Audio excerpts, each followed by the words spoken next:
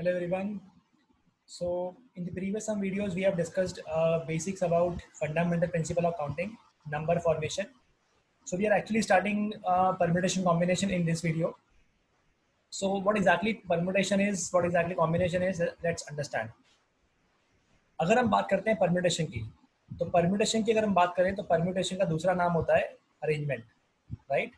So when you talking about permutation, so permutation का मतलब होता है आप लोगों को अरेंज कर रहे हो, इसको अरेंजमेंट भी बोला जाता है, ठीक है। और जब आप बात करते हो कॉम्बिनेशन की, सो कॉम्बिनेशन का मतलब होता है, कॉम्बिनेशन का दूसरा नाम होता है सिलेक्शन। सो अगर आप लोगों को सिलेक्ट कर रहे हो, इसका मतलब होता है कि आप क्या कर रहे हो, कॉम्बिनेशन कर रहे हो। दोनों में एग्जैक्टली फ़र्क क्या होता है समझते हैं अपन।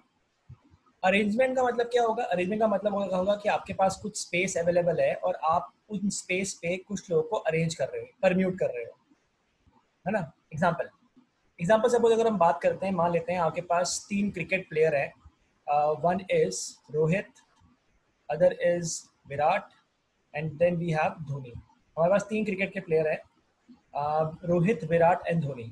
मैंने बोला मान लेते हैं कि मुझे इन तीनों को इंडिया के लिए बैटिंग करने के लिए भेजना है। In how many ways I can arrange them to bat for India, और I can plan them to arrange और plan them to bat for India. तो भाई एक एक ऑप्शन हो सकता है, पहले रोहित गया, फिर विराट गया, फिर धोनी गया। या पॉसिबल ये भी है कि पहले रोहित गया, फिर धोनी गया, फिर विराट गया। या पॉसिबल ये कि पहले विराट गया, फिर धोनी, रोहित गया, फिर धोनी गया। या पहले विराट, फिर धोनी, या फिर रोहित। और we can also fifth case कि धोनी गया, फिर विराट गया, फिर रोहित गया, या फिर धोनी, फिर रोहित, फिर विराट। ये पॉसिबल केसेस बन सकते हैं। अब आपको इतना मालूम है कि ये रोहित का जाना, उसके बाद विराट का जाना, उसके बाद धोनी का जाना, या फिर रोहित, पहले रोहित का जाना, फिर धोनी का आना, फिर विराट का जाना, ये एक नया अरेंजमेंट है ना। ये और ये बिल्कुल अलग अरेंजमेंट है। इसका मतलब ये हुआ कि आपने करा क्या है, आपने 3 लोगों को अरेंज किया है 3 स्पेस के ऊपर। सो 3 लोगों को 3 स्पेस पे अरेंज करना है, तो अल्टीमेटली ये तो हम एफपीसी से भी कर सकते थे। तो परम्यूटेशन की जरूरत क्या है, परम्यूटेशन में ये होगा कि हम कुछ फॉर्मूले बना लेंगे, जहाँ जहाँ पे अपने को लॉजिक लगाना काफ़ी डिफिकल्ट लगेगा, वहाँ हम डायरेक्टली फॉर्मूले से कर लेंगे। तो हमेशा हम लॉजिक नहीं लगाएंगे, हम यहाँ पे फॉर्मूले कुछ बना लेंगे, उसकी हेल्प से आंसर निकाल सकते हैं। सो अगर ये अरेंजमेंट है, मतलब अल्टीमेटली क्या है कि थोड़ा भी अगर आपने ऑर्डर चेंज किया तो नया एलिमेंट बन गया, है ना। विराट धोनी को आपने धोनी विराट किया तो नया बन गया एलिमेंट। तो वो निकालने का तरीका होगा कि भाई पहली पोजीशन के लिए मेरे पास 3 ऑप्शन है, दूसरी पोजीशन के लिए मेरे पास 2 ऑप्शन है, और लास्ट पोजीशन के लिए मेरे पास 1 ऑप्शन है। जिन लोगों ने नंबर्स फॉर्मेशन फॉलो किया है प्रीवियस 2 वीडियोस, उनको पता होगा क्योंकि मैंने क्या करा है कि पहली पोजीशन के लिए मेरे पास 3 ऑप्शन अवेलेबल है।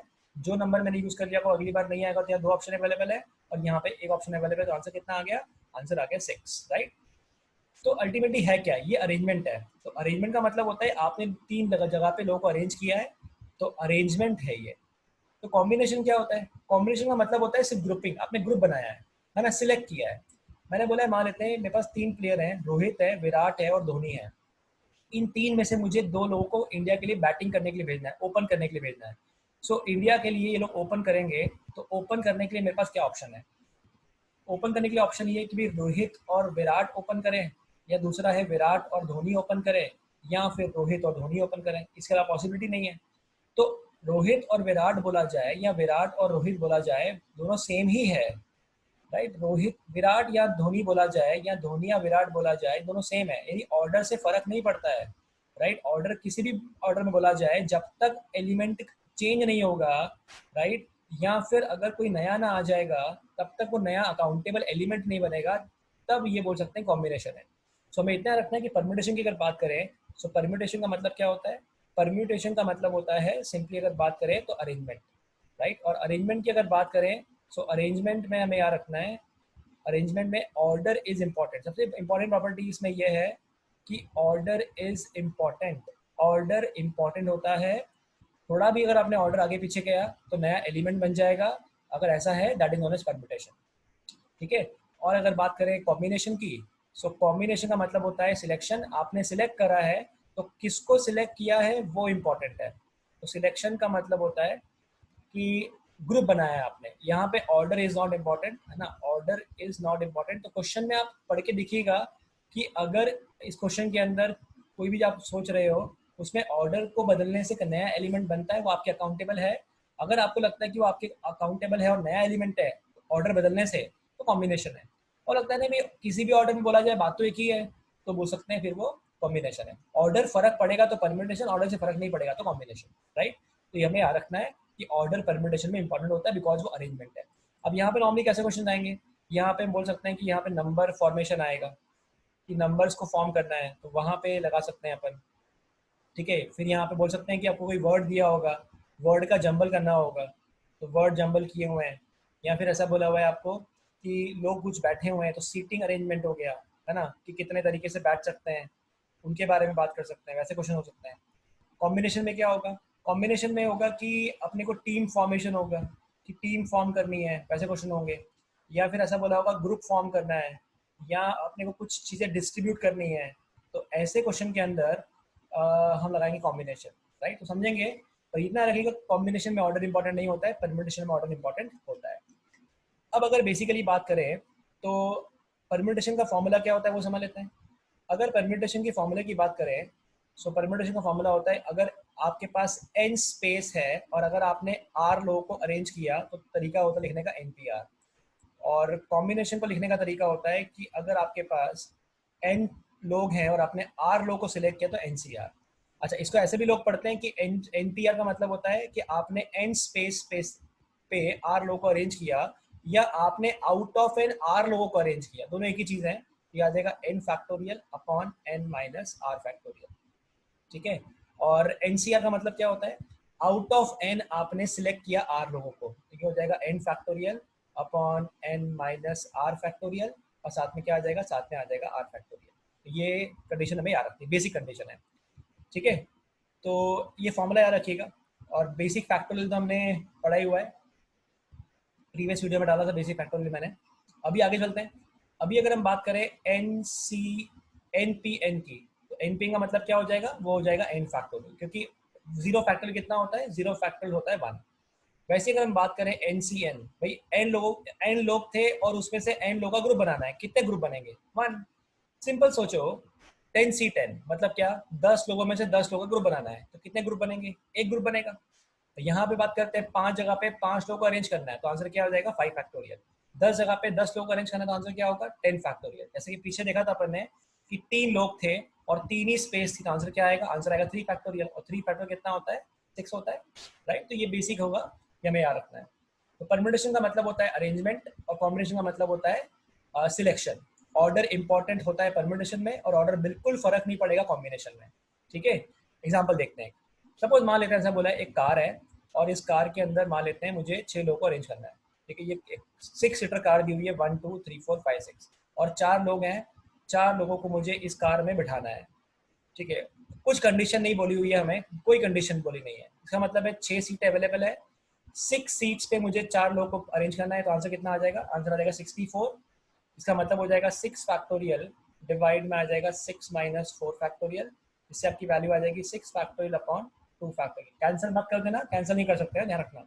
ये वैल्यू आपकी आ जाएगी 6 × 5 × 4 × 3। ऐसा क्यों हो जाएगा, क्योंकि ये वैल्यू आ जाएगी 6 × 5 × 4 × 3 × 2 × 1 6 फैक्टोरियल, और नीचे आ जाएगा 2 फैक्टोरियल दैट इज 2 × 1, तो कैंसिल हो गया। तो आंसर क्या मिल रहा है, आंसर मिल रहा है 6 × 5 × 4 × 3, राइट। तो ये आपका आंसर होगा। तो 5 4 20 एंड 18, तो आंसर आ जाएगा 360। द वन वे राउंड, एक तरीका ये हो सकता है, लॉजिकली सोचें कि पहला बंदा गया, उसने गेट खोला, और उसने गेट खोला, पूरी कार खाली है, तो पहले के पास कितने ऑप्शन है, 6 ऑप्शन है। फिर दूसरा वाला गया, उसने गेट खोला, एक सीट भर चुकी थी, उसके पास 5 ऑप्शन है। फिर तीसरा वाला गया, 2 सीटें भर चुकी थी, उसके पास 4 ऑप्शन अवेलेबल है, कहीं भी बैठ सकता है। और लास्ट वाले के पास 3 ऑप्शन बचेंगे। जब आप ये काउंट करते हो, ये भी कितना आता है, ये भी आता है 360, ठीक है। ये भी कितना आ जाएगा आपका, ये भी आ जाएगा आपका 360, right. So let's move on, आगे बात करते हैं। सो पहले हम यहाँ पे बात करेंगे बच्चों, पहले परम्यूटेशन की, उसके बाद हम बात करेंगे कॉम्बिनेशन की। परम्यूटेशन हमने स्टार्ट किया है, सो पहले हम पूरा पहले परम्यूटेशन पढ़ेंगे, उसके बाद एंड में कॉम्बिनेशन पे आएंगे। सो अगर मान लेते हैं कोई ऐसा वर्ड दिया होता है, बोला एक वर्ड है, उस वर्ड को आपको अरेंज करना है, ठीक है। और बोला बताइए कितने नए नए वर्ड्स अरेंजमेंट कर सकते हैं, वो पूछा है आपसे। तो अच्छा, ऐसा बोला हुआ है there is a word known as Delhi, ठीक है। बोला बताइए दिल्ली के अल्फ़ाबेट्स को यूज़ करके कितने न्यू वर्ड्स आप बना सकते हो इंक्लूडिंग दिल्ली। तो मुझे मालूम है कि 1 2 3 4 5, सो आंसर क्या हो जाएगा? आंसर हो जाएगा 5 फैक्टोरियल, है ना, क्योंकि आपको पांचों के पांचों यूज करना है। सो इसका मतलब है 5 लेटर का वर्ड बनाना है हमें। सो यहाँ पे 5 ऑप्शन होंगे, यहाँ पे 4 ऑप्शन होंगे, यहाँ पे 3 ऑप्शन होंगे, यहाँ पे 2 ऑप्शन होंगे, यहाँ पे 1 ऑप्शन होगा। तो आंसर कितना हो जाएगा? आंसर हो जाएगा 5 फैक्टोरियल। तो सीधे याद रखना है।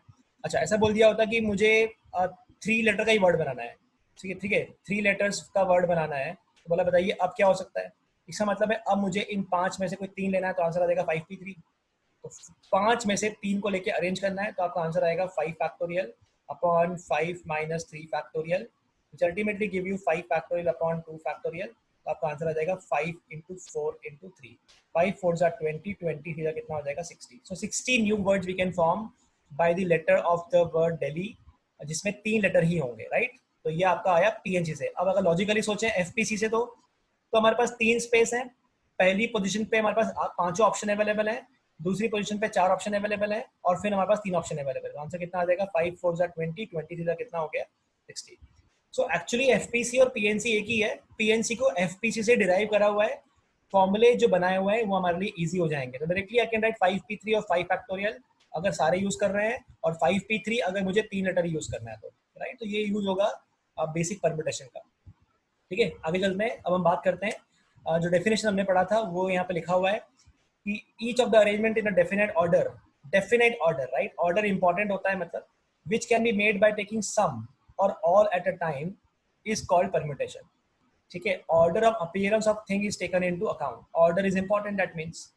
तो इसमें कौन कौन से क्वेश्चंस आएंगे? स्टैंडिंग इन अ लाइन दिया हुआ है, रो में बैठे हुए हैं, प्रॉब्लम्स ऑन डिजिट्स होगा, problems on letter in word होगा, राइट। तो ये आपका होता है बेसिक डेफिनेशन परम्यूटेशन का।